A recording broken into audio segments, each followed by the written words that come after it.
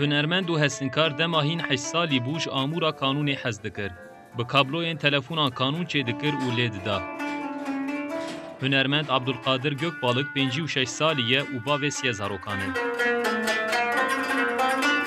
لبازار هستنکارین دیروکی یا مردینه هم هستنکاری دکه هم جیل قانون دیده. هر وا هنرمند جیر 4 زمانان کلامان جید بجه.